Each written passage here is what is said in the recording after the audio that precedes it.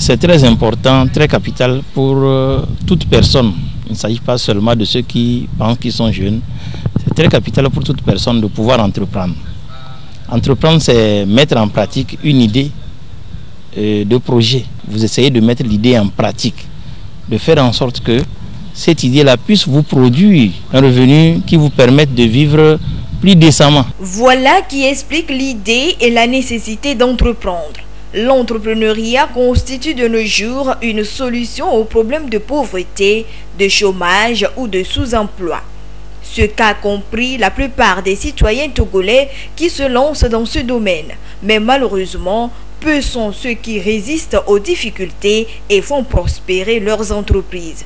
Cependant, il existe bien des facteurs de réussite en entrepreneuriat. Le professeur Mafobaji Nantob, spécialiste en création et gestion d'entreprise, évoque lui la formation et surtout l'originalité de l'idée d'entreprise. Les meilleures entreprises ont toujours été celles-là qui viennent des idées de leurs créateurs.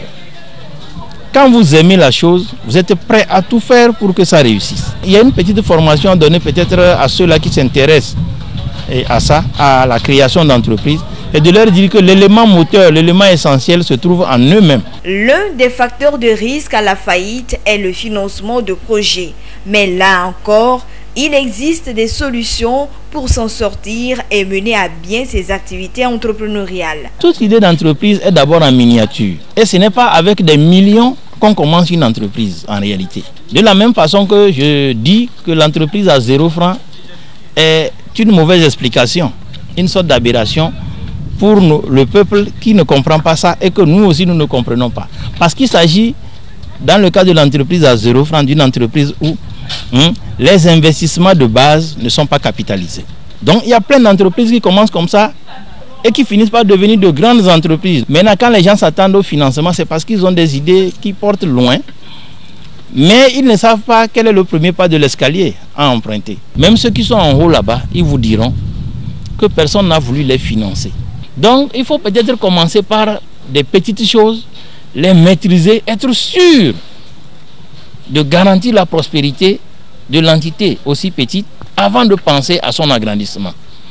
Mais si vous commencez en même temps pour un simple élevage, vous allez vous payer 1000 pondeuses par exemple. Comment vous allez les nourrir quand vous ne savez pas nourrir une seule pondeuse?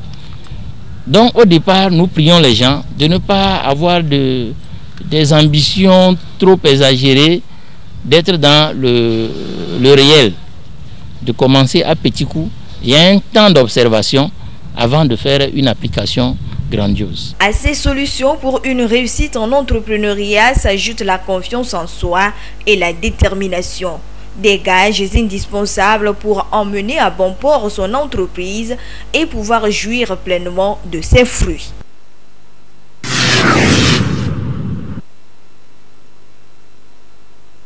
Il joue un rôle majeur dans la prévention, le diagnostic, le traitement des maladies ainsi que dans le suivi des patients. Ce sont des biologistes médicaux. Cette branche de la médecine conventionnelle est en pleine évolution au Togo. La biologie médicale, c'est une science qui est à la croisée des applications de la médecine et des principes de la biologie, d'où le thème biologie médicale. Cette science-là va analyser au niveau de l'être humain tout ce qui est matériel médical, donc les fluides ou les pièces anatomo-pathologiques, en vue de prévenir, de diagnostiquer, de pronostiquer, de traiter ou de faire un suivi thérapeutique chez le patient. N'oubliez pas que lorsque nous avons eu cet épisode de coronavirus, depuis 2019, les biologistes médicaux sont ceux qui ont été au premier plan.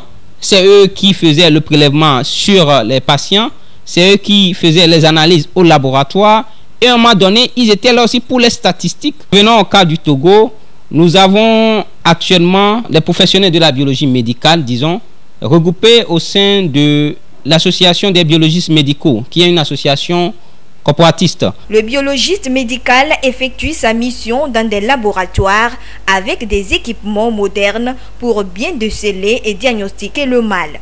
Au Togo, ils sont confrontés à certaines difficultés qui les empêchent de bien remplir leur mission. Au laboratoire de biologie médicale, vous avez principalement le matériel biologique sur lequel nous travaillons.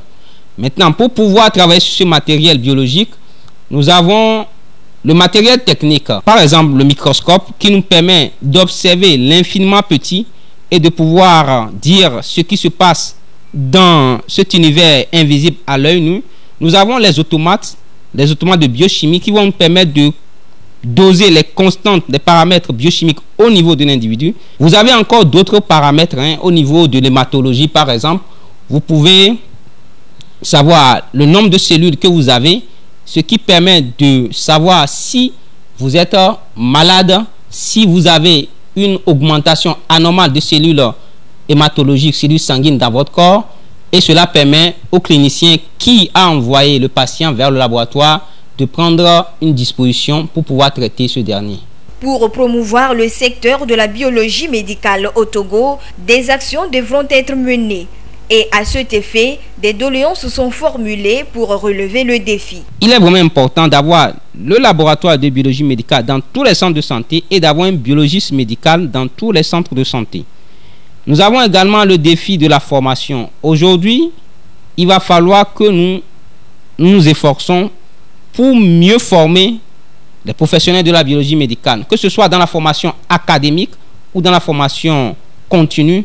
Nous devons œuvrer à ce que ces professionnels-là soient bien outillés, aient une compétence, qu'ils soient performants et qu'au final, qu'ils soient capables de pouvoir faire le travail qui leur dévolu. Vivement que ces préoccupations puissent être prises en compte afin de trouver des solutions aux problèmes auxquels les biologistes médicaux sont confrontés. Tout ceci leur permettra de bien assurer leur mission.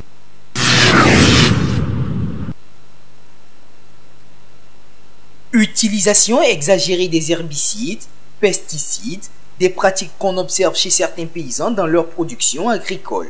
Cette pratique ne respecte pas les normes de l'agriculture biologique et expose les consommateurs à certains risques. D'où la nécessité de privilégier l'agriculture biologique pour assurer le bien-être sanitaire des populations. L'agriculture biologique fait tout pour que l'aspect chimique ne soit pas utilisé pour produire les produits agricoles. Cette agriculture, elle est bien. Il n'y a pas de risque d'avoir des éléments chimiques. Il y a un certain nombre de risques. Il y a plus de risques avec l'engrais minéral qu'avec les fertilisants organiques. Certains paysans prennent de plus en plus conscience de l'importance de l'agriculture biologique. Cependant, ils ne maîtrisent pas les contours et les différents éléments qui entrent en jeu lorsqu'on parle de l'agriculture biologique. Fondamentalement, il y a l'agriculture biologique à côté de l'agriculture conventionnelle.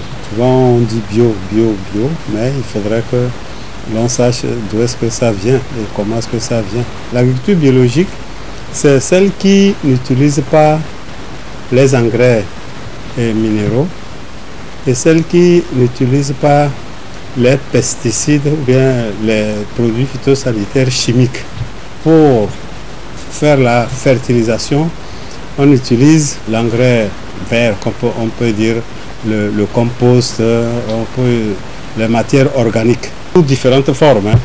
Il y a bien sûr le compost, il y a le fumier dont nous parlons, et puis il y a aussi des fertilisants organiques qui sont commercialisés sous forme granulée ou sous forme liquide. L'enjeu, c'est de trouver ces éléments-là, les fertilisants, la fumure organique. Lorsqu'on fait une grande superficie pour apporter 3 à 5 tonnes, voire 7 tonnes de matière organique à l'hectare et que des gens ont 10, 20, voire 50 hectares, ou même au-delà, d'hectares de céréales, ce n'est pas facile de trouver ça. Ça nous interpelle si vraiment nous voulons avoir une agriculture biologique très développée. L'agriculture représente une part importante dans l'économie togolaise.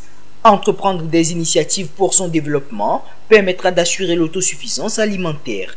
Et des actions devront également être menées pour encourager et promouvoir l'agriculture biologique.